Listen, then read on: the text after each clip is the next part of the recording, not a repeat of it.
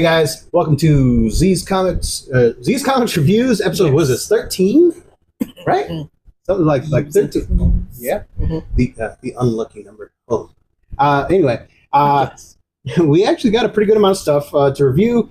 So just giving you guys a heads up. My diamond order did not come in, and we still have a pretty good show, I think. So it's all DC. No, we actually mostly, have, there is a few others, but mostly we're half and half, I think.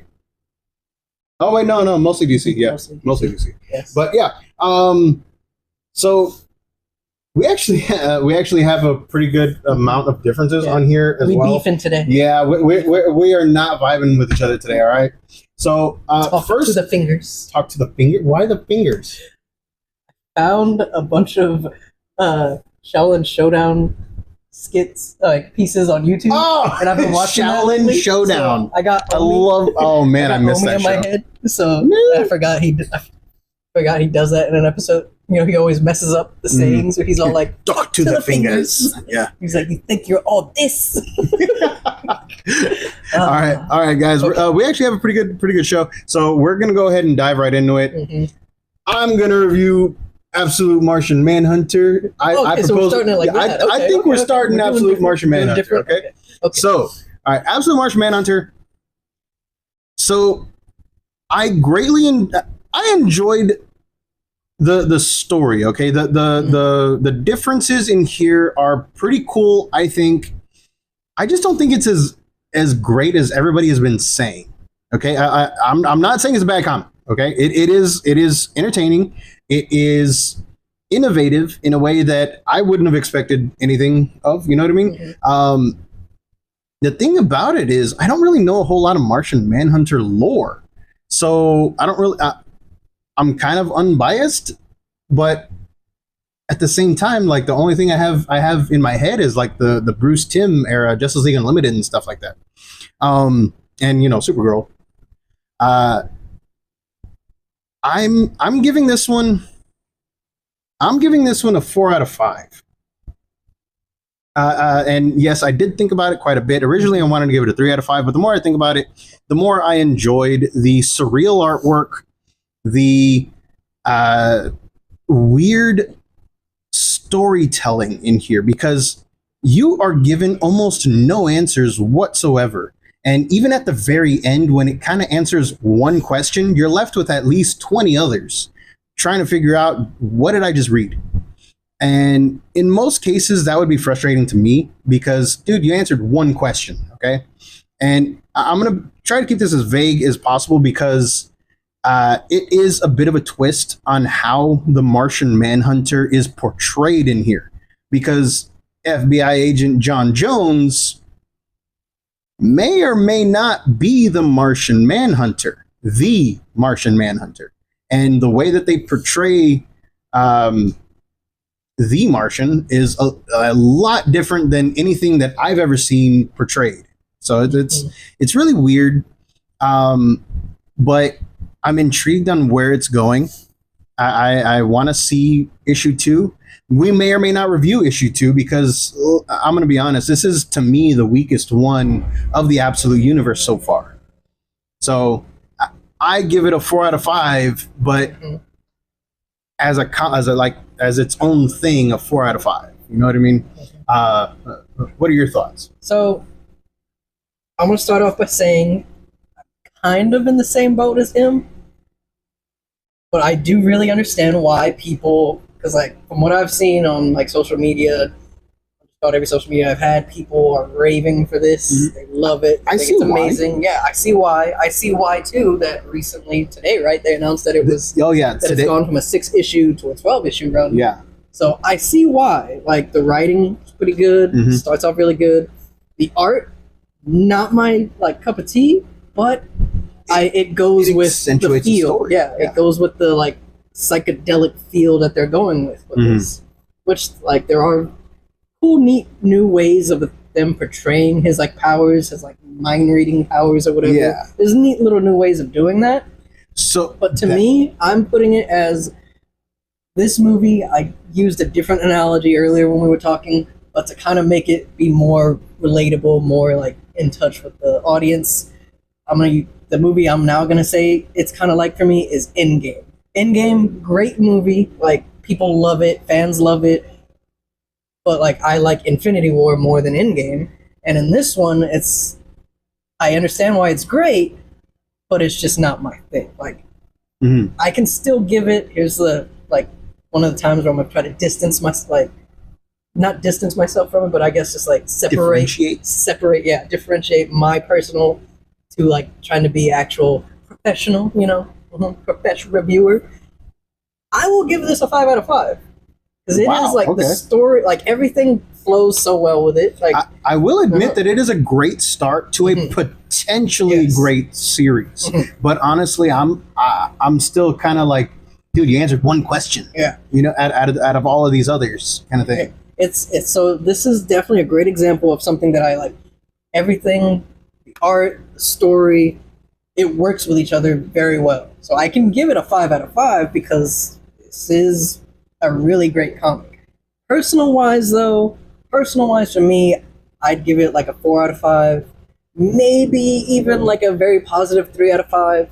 But for my liking, unless like we both decide like, hey, let's stick with it, let's just see where it goes, I wouldn't see myself buying the second issue. Like outside of just reviewing it for like people that are interested, I myself would not stick with it. But I see why it is great. I see why people love it. I'm still going to read the second issue, and whether or not we review it, we stick with Spider-Gwen, all that stuff, and Ultimate Spider-Man, which will be in next week. So we can do this week's review next week. But yeah, I'm not entirely sure we'll stick with Absolute Martian Manhunter. While we both acknowledge that it is a great comic, a great start, it just, to me, it didn't grab me. You know what I mean? Personal wise, just not what we look for us, for our life. Yeah. All right, moving on. That was our review for Absolute Martian Manhunter 2. For those podcast people that can't see. Next up, we are going to Batman number 158, Hush 2. All right, that's the new story arc for the Batman comic right now, Hush 2. Lay it on us, man. So first off, I want to start off by asking my co-host here, did you get the pun? Did I get the pun? I told you about the pun in this book. But yeah, the haha hacienda. Yes, Batman made a pun. Batman made a funny, and it was kind of weird. Well, I'm pretty sure it's just him saying the pun through the Joker. He knows that's what the Joker calls it, so he's saying it that way. Guess, yeah. But yes, I liked it. I was like, yes. But okay, so for me, even at the most, I'm gonna give it a pretty positive 3 out of 5. Okay. Okay, so we're kind of in the same boat right here, but for different reasons. But for different reasons, because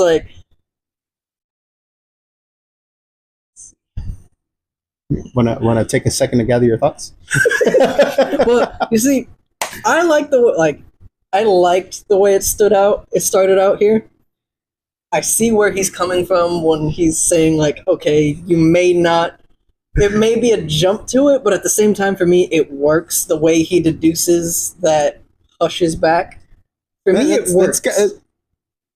So obviously, yeah, the Hush thing it's part of it's the name. Yes, so it's not really that much of a spoiler, but I will tell you guys, there is no indication in the book, like from Batman's perspective, from anybody else's perspective, that Hush is back. Okay? And I'm wondering how Batman gets from point A to point B when there is no indication, because at the end he's like, Hush is back.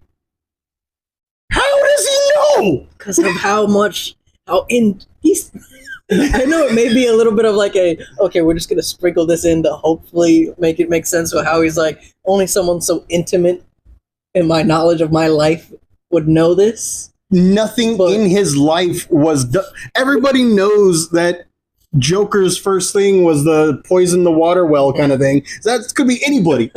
Okay? The Joker fish could have been anybody that worked for the Joker, knew Batman's history, anybody. Dude, it could have been Catwoman for all we know. right? Like she knew everything. See, right?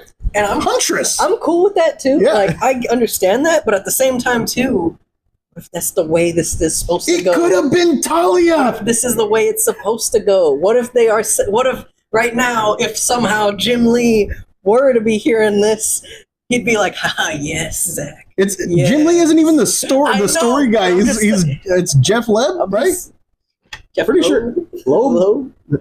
Officer Loeb? I know he's not, Jeff but like Loeb? Jim Lee was. I'm sorry, Jeff, but Jim is just the first person that comes to mind. I'm sorry. No. I know he's not the one writing it, but regardless, what if somehow they were watching this, they were listening, and they're just like, yes. Discourse.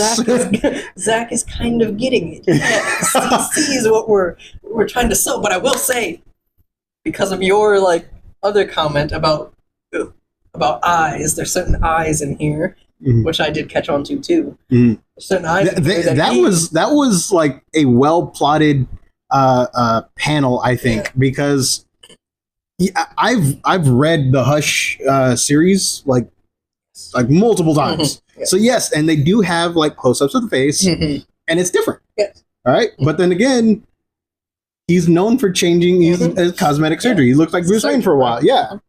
But yeah, so we're trying to leave this as vague as possible. What I will say on his though is, if it does end up being what he's saying, instead of just he's in cahoots, he's in lieu with him.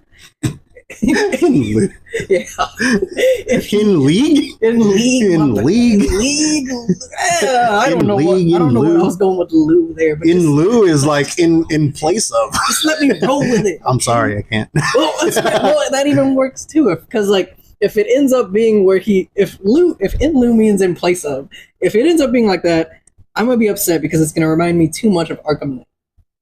Okay, you gotta stop because this straight up is getting spoiler territory. We gotta stop. Remind me too much of that, but also like it's just But yes, that's all I'm saying. Yeah, I enjoyed it.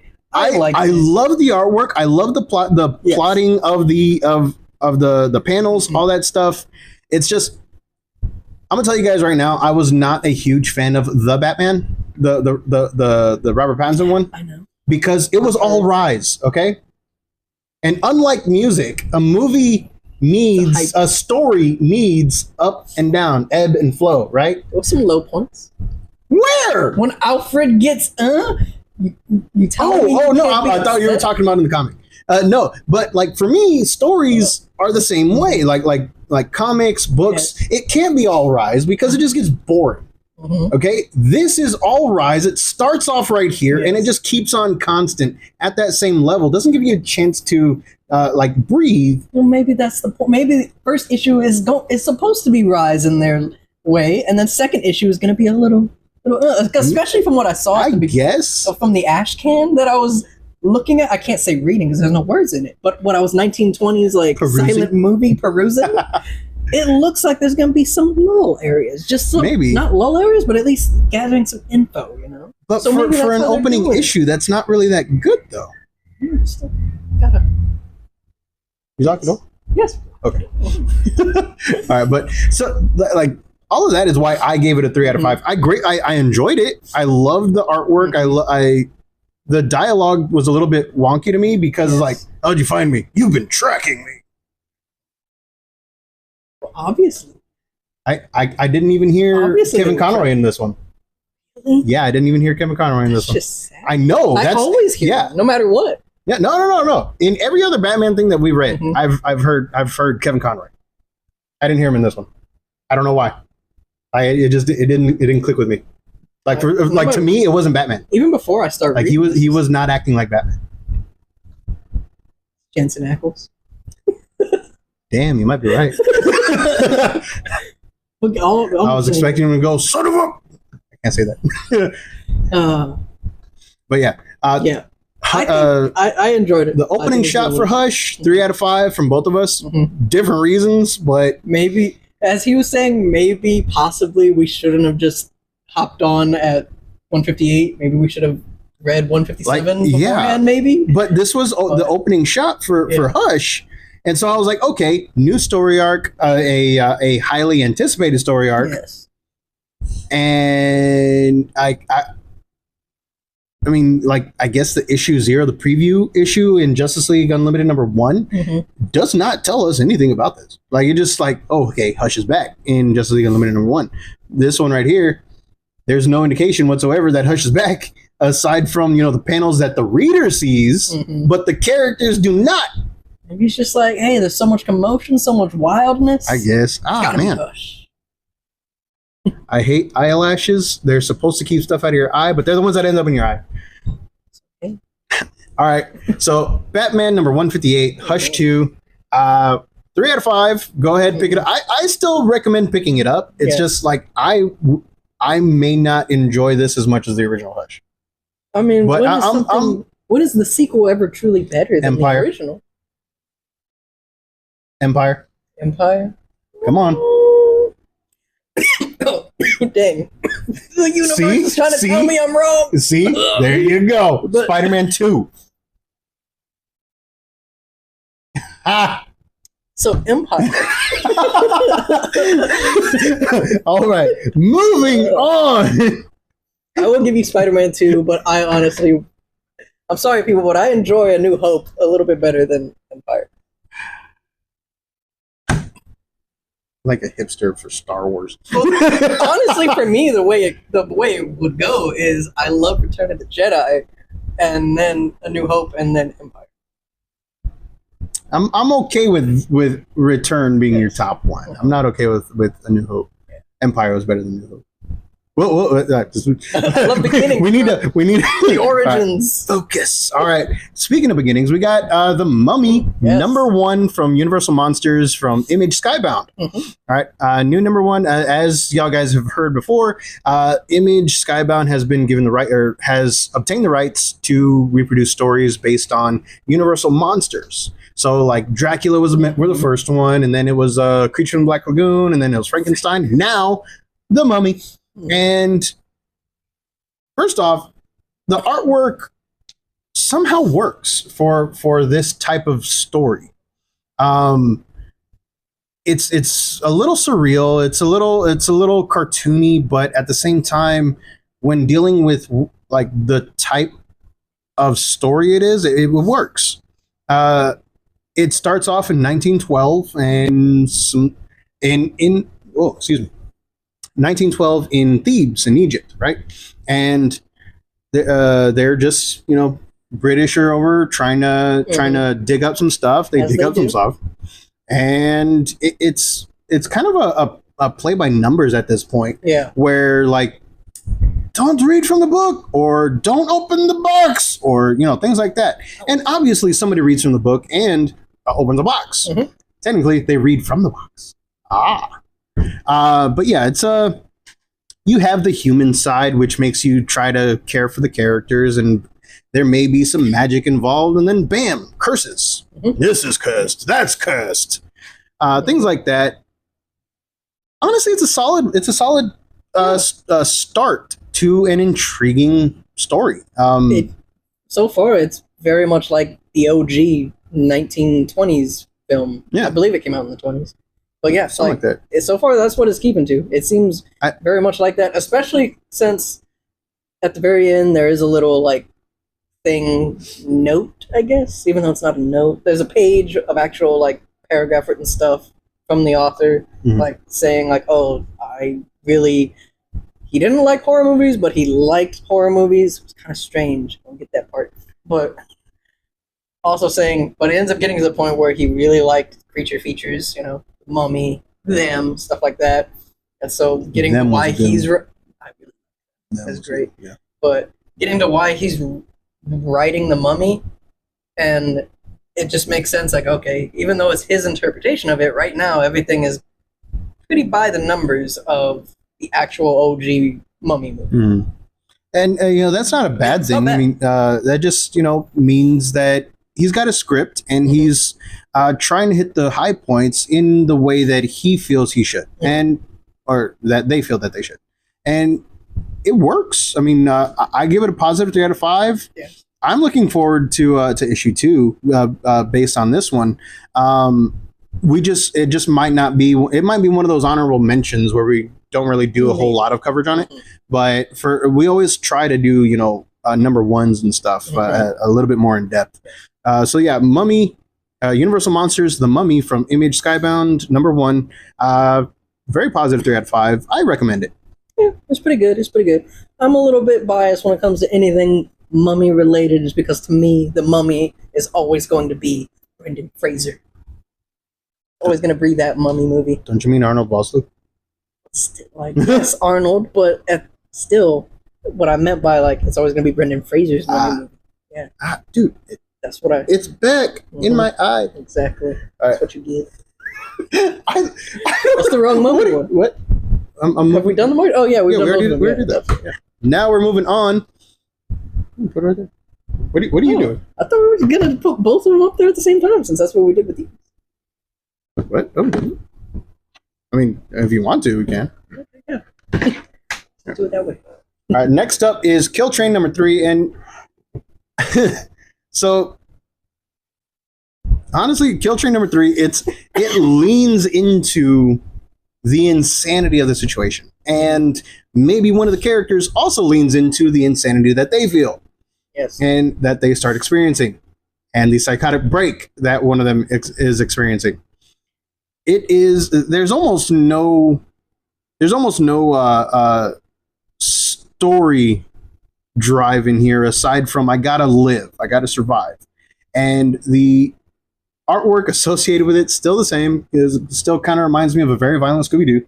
That's not a bad thing, and it's just the kills are cool, and the inner workings of one of the characters' minds, the MC's mind, is just on display here, and it's fantastic. I can't.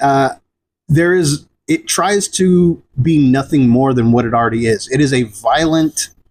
And it's a violent survival story, and that is what it is. And it's funny. Like, it does have levity. It's like, man, we can't even tell you some of the kills in here because it will be spoilers. Because when you turn the page, you're like, oh damn! In a story like this, that stuff is the spoiler. Yeah, because it is a very, like, I don't necessarily want to say turn your brain off comic, but it basically is kind of like the equivalent of a turn your brain off movie. It's a comic where, like, if you just want to pick up for fun, like, there's a lot of comics, especially coming out right now, you kind of got to be like, especially the one we got coming up, which I did like Kill Train better than this one that we got coming up. But I like that one better than Kill Train. But like we said, this week we be differentiating. Yeah. But I like this one better because it is a very nice moment to just be able to, all right, let me chill, let me enjoy this, just a comic for, like, entertainment. Mm-hmm. So, like nothing that you have to think too hard about. It's just like, damn, I feel that. Yeah. Yep. So it's all on the surface. It's all surface level. Yeah. But that's not to say it's a bad thing. I mean, like, I gave that one a 4 out of 5 because it doesn't try to be more than it is. It's a crazy, dumb kind of like killing stroke kind of thing. All right, it's very good. Basically, it's John Wick 2. Yes. Yeah. Yeah. While imagining Ozzy's song blaring through the whole thing. Kind of, yeah. It's John Wick 2 mixed with Crazy Train. And, like, as long as you got that mentality when you're reading it, you're going to enjoy it. So, yeah, I do recommend picking up Kill Train. Yes. Is it going to win awards? No. Probably not. But is it going to... 2 issues. At least 2 issues left, I think. Yeah. I think it's 6 issues. 5 or 6. But anyway, is it going to win awards? No, probably not. But I enjoyed it. I think other people will enjoy it as well. I think that it'll sit on somebody's shelf and they're going to be like, you know what? After a hard day, bam, we're going to pop this open. And yeah, it's good. You know what I mean? Enjoyed it. I could see my girl Uma Thurman playing her, and if it came out, I really could. I really could. If this came out in the 90s, early O's, I could see Uma Thurman being in this role. I could. She could still kill it. Oh yeah, she could. Yeah, she's Uma Thurman. Yeah. All right, guys. So Kill Train number 3, I gave it a 4 out of 5. I'll give it the same. Yes. Yeah. All right. Kill Train number 3, 4 out of 5 on both fronts. Yes. Moving on to We're Taking Everyone Down with... Wait, hang on. Is that the rail? Pretty sure it is, yeah. We're Taking Everyone Down with Us, okay? I was given some ash cans for this. Like I think they sent me like 4 or 5 ash cans, and I gave them out to other reviewers and stuff like that. But it was not enough for me. It was not enough preview for this type of comic because it is all over the place. I know he already said it, but I did enjoy it more than he did because the writers, the creators, came out and did an interview. They said that they enjoyed like spy movies, robot movies, supervillain, secret lair type stuff, like James Bond type stuff, and you can tell in this comic that yes, they loved those genres and they just mashed them all together, and it somehow works. It is very confusing, but not because you don't understand what's going on. You're just like, man, what's going to happen next? Because you don't know if these guys are good guys. You don't know if they're bad guys. You don't know what the heck is going on with this kid. Is she real? That's one of my questions. Is the kid an actual person? I think so.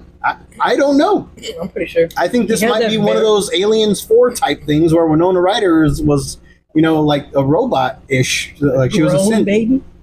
Kind of, yeah. Mm-hmm. She was one of those synths that grew on their own. I don't know, bro. I don't think they would have given him that very, that monologue he had about his wife and her was kind of like, dang, that's douchey as heck. Right? Which is why when, right after that, he starts being all nice to her. I was like, this guy, nah. I don't believe anything this guy says. Exactly. Mm-hmm. That's why I'm like, is this kid an actual kid? Or is it another experiment? I think it is. I think it's both.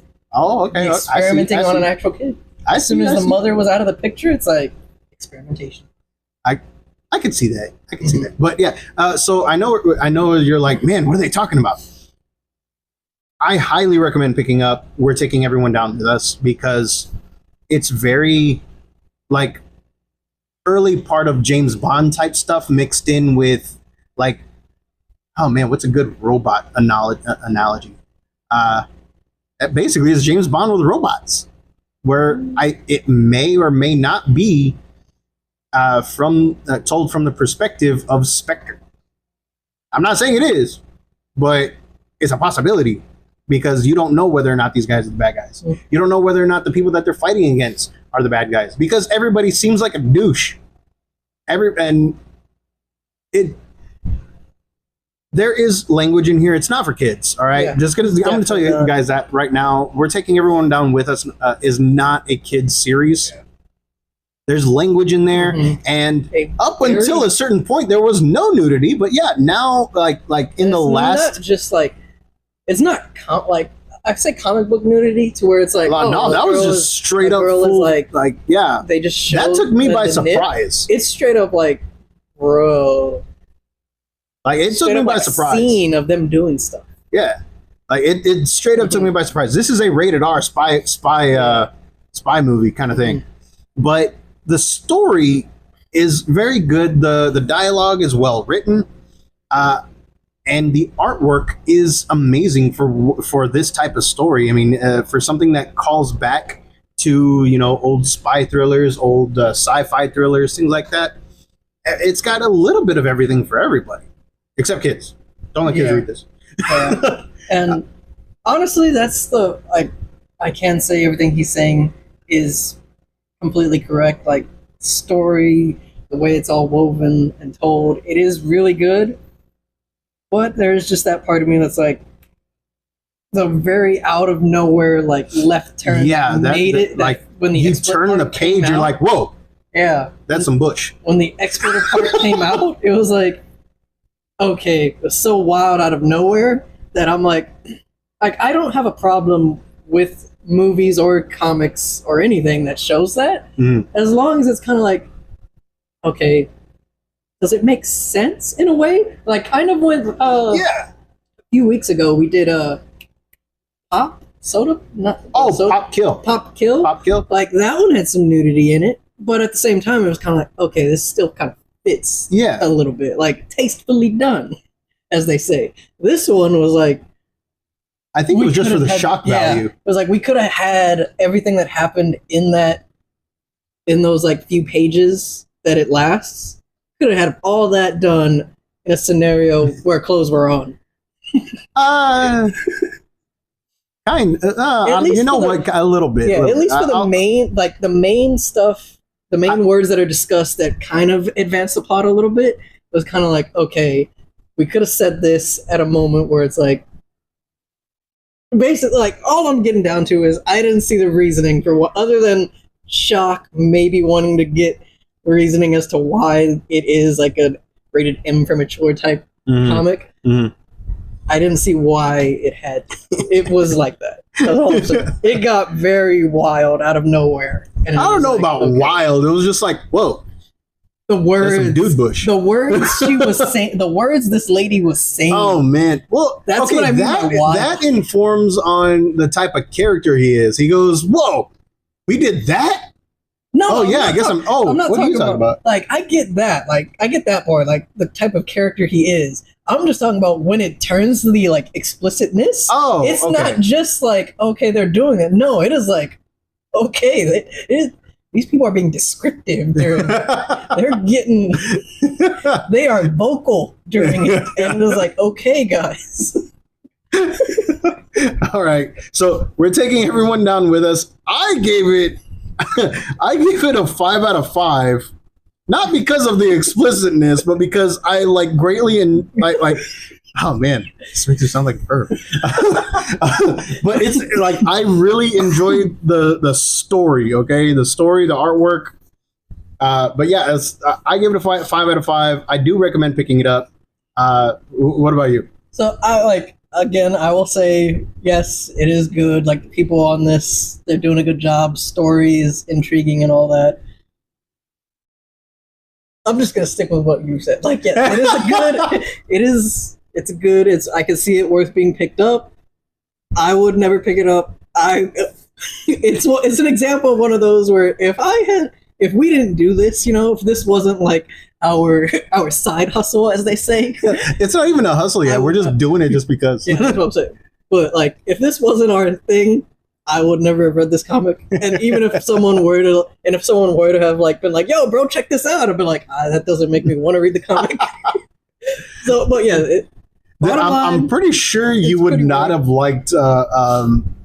You'll do bad things because from what I heard, it was like even more explicit than that. So. Yeah, I don't think I would have liked that one. But again, like I said, I'll give it I'm more open to giving these a shot now because Pop Kill was something I never would have picked up. Yeah. But I like it. And I am looking forward to the next one that's coming out. But yes, bottom line, yes, I can see it being worth the pickup. We'll pick it up. See if you like it yourself. All right. We're taking everyone down with us. Number 1, I give it a 5 out of 5.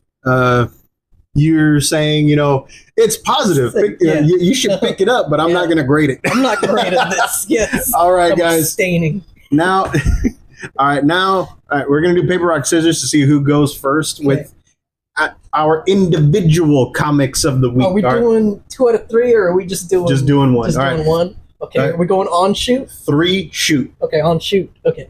1, 2, 3, shoot. 1, 2, 3, shoot.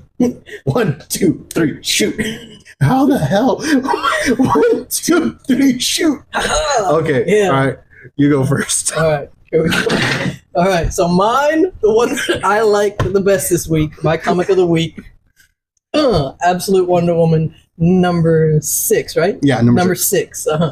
Which this is kind of interesting because this is just a 2 of a. The artist, the new artist's name. Oh yeah, I wrote that down. Okay, we got one. It's gonna be a 2-parter. Like that's it, simple 2-parter. Mm-hmm. Interesting, nice change of pace. We got a new artist in this, name of Mattia Deulis.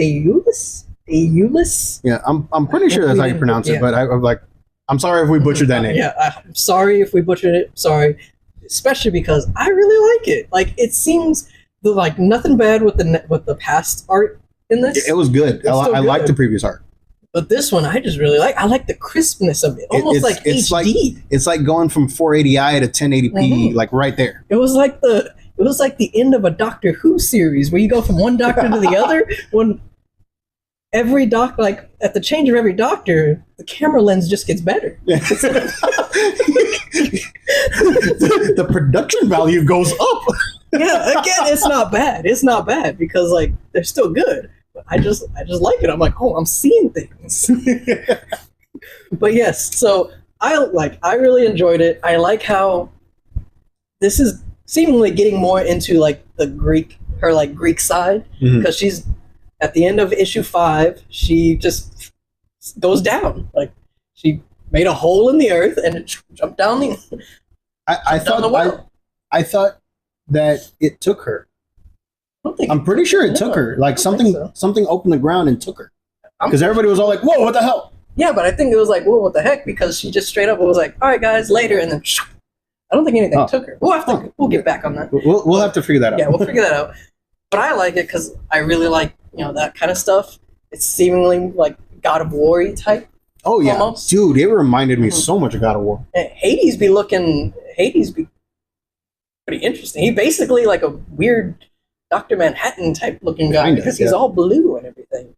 But this issue is getting behind, like, it is the origin of her lasso.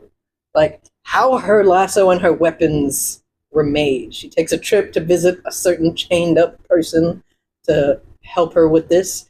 And right now, that's all this issue is. It is very simple. It gets to just more backstory about her stuff. And it is good backstory. It's not like it's telling it just because. It's telling it for a reason. There are things that happen in her backstory that could mean huge things and a huge enemy coming. You know what I mean? Yes. And I'm not even talking about Hades here. Yeah, Hades may be an enemy, but at the same time, he's in hell, but so are the witches. I don't know, but like, I'm kind of excited to see where it goes. Yes, I'm excited to see where this goes, especially because it's just a 2-part. It's just a 2-part story. So I'm like, how much is going to be in this next thing? Like, yeah. Did we just set up? Are we going to have trials? Ooh, what if Hades? Here's a speculation. The gods like trials, right? They do. What if Hades isn't really an antagonist, but somebody to help him? Because, like, in almost every story, Hades tries to take over Olympus. In almost every story, not the actual stories. Yes. All right. Hades is usually cool to just do his own thing, have his wife for like 6 months out of the year, and then let her do her own thing. Yeah. Like Hades is the most healthiest one in for real, bro. that I've read about in Greek mythology. For real, like does he have he's so chill too. Like he's very honestly. But everybody writes him as like this super evil dude. He's very true to himself. To you too. Like especially that one. I forget the name of the dude, but the dude that went to get his love back, and Hades just like, all right, bro, just was like, I'm touched. Basically saying, I'm touched. You did this. You walked all the way down here. Oh, yeah. Oberon, right? Oberon, I believe. Yeah. He gave him rules. Yeah. He said, you can totally do it. He's like, you just gotta follow these rules. It's a dude's fault that he didn't follow the rules. He's like, bro, just don't look And it's probably not even Hades' rules. It's probably the rules of Tartarus. Maybe, yeah. So it's like, bro, like, we got definitely shot. Yeah, we went off on this. We have thoughts about Greek mythology, and this just kind of triggered us. Because I only realized it because I started to talk about the comic again, but I was like, wait a minute. That has nothing to do. Well, yes, I guess let me tell you this way. That's like shows you why I really enjoyed this. My comic of the week is because we really enjoy Greek mythology stuff. Like, totally stoked for Percy Jackson season 2 coming. Oh yeah.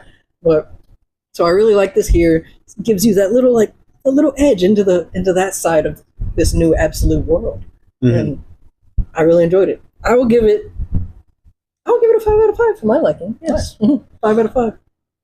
So, for me, I give it a 5. You know what? I give it a 5 out of 5 as well. It's just for me, it's going against my pick for comic of the week. It's not worse. right? I don't think that it's bad. I don't think it's worse than mine. I think that it is just different, and I enjoyed it differently. Like this one, I loved the dive into her past. I love the dive into her weapons origins. Yes. We even get origins for her animal companions type stuff. Yes. And it is great. And you get to see why. You get to see how more allies would come to her aid.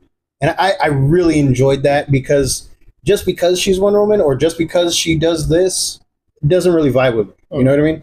I like to see why. Yes. Like okay, that's why I liked the decision for Superman to kill Zod in Man of Steel. Yes. Mm-hmm. That story showed absolutely no reason why Superman would not kill. Mm-hmm. Right? And for this day and age, you kind of have to have that when you have the power to end, everything. Why doesn't he kill? Because he elevated human life above his own race. Mm-hmm. This feels it exactly. So to me, that was a good storytelling element as to why he would not kill. Right? Mm-hmm. And I've always said that. I've always said that one. Mm-hmm. I still do not enjoy Man of Steel that much. I like it. All right, like his decision. But that's another conversation for another day. But Absolute Wonder Woman, I love to see how things happen. I love seeing how her weapons get made. I love seeing how she makes all these companions. I love seeing all of the history of any comic, and this one is a pretty good dive into that history. Yes. So yeah, I'm definitely a 5 out of 5. I do recommend picking up Absolute Wonder Woman #6 as well. Mm-hmm. All right, now my turn. His turn. My turn. Peacemaker presents Vigilante and Eagly double feature. It is basically reading the show. I love it. If you loved Peacemaker, the show, you're going to love this. Okay? And a huge part of that is because James Gunn was a storyline consultant for both pieces in here. Mm-hmm. And yes, it is a double feature. There are two slightly separate storylines in here. First one, as the title says, it does follow Vigilante. And the cool thing is, Freddie Stroma, the actor that played Vigilante in the Peacemaker show, actually wrote a diary entry for like that little diary page in there. That was Freddie Stroma. The tips of being a vigilante. The tips for being vigilante, yeah. Mm-hmm. And that was straight up Freddie Stroma, okay? And him and James Gunn like spitballed ideas, and they jotted that down, and it made it into the comic. So yeah, Freddie Stroma, the actor, actually got involved with this comic, and I always love it when the people that play the characters get involved with the comic. That Shazam, the Shazam family one, it's friggin' great because all of them had an input in there. That was really cool, especially Zachary Levi. Levi. I don't know how to pronounce his last name. Levi. Pretty sure it's Zachary Levi. Yeah. But yeah. So this one right here, second one deals with Peacemaker and Eagly trying to just basically get a vacation, and things happen. It's the dialogue is straight up like you can hear their voices. You know what I mean? And it's silly. It's fun. It is definitely not for kids because they actually do cuss quite a bit in here. Yes. And a couple parts were like, I did not know that word could be used that way. But yeah, it's definitely fun, especially if you enjoy the Peacemaker TV show. And this is supposedly set in between season 1 and season 2. So it will have that continuity.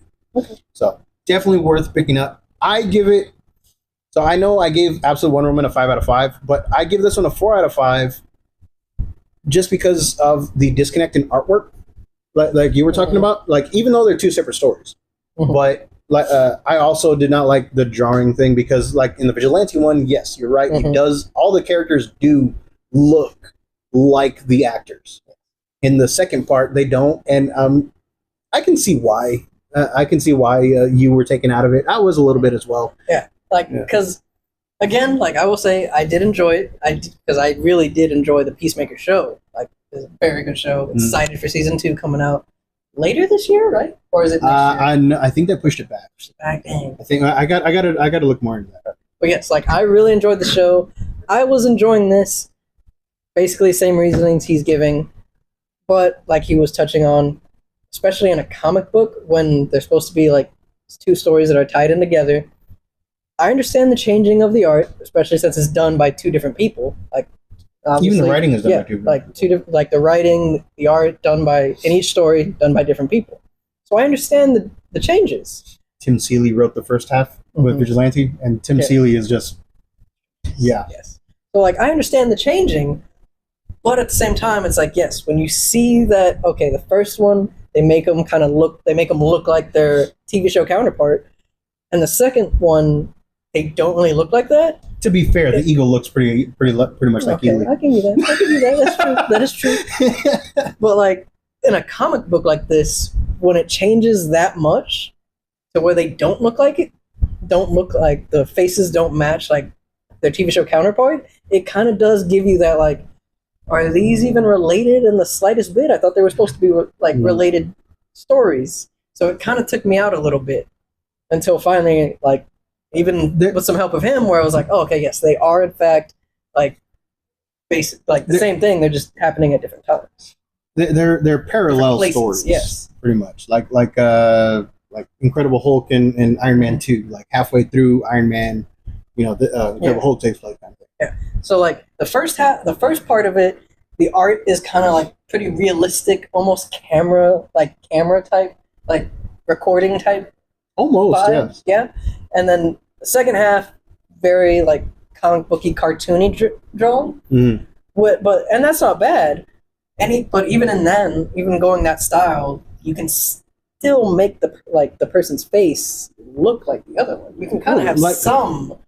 It's like seeing John Cena in the Scooby Doo thing. Yeah, like he doesn't look like John Cena, but you can tell it's supposed to be John Cena. Yes, and in this one, I had a little bit of trouble seeing it, and it's like, come on, man. I need to see my goat. Even though he broke up with us, I still love him. And I want to see him. All right, guys. So that was our review for Peacemaker Presents Vigilante and Eagle League Double Feature #1. Mm-hmm. And yes, it is a #1. It's not a one-shot. Yeah. It is going to be a mini-series. Mm-hmm. I think it's 4 issues? 5 issues. Something like that. Yeah. But yeah, so it's not going to be too long. But that about does it for us tonight. If you like the rantings, ravings to Mad Men, go ahead and give us a like, follow, share us to the friends, and we will see you guys next time. Later. Peace.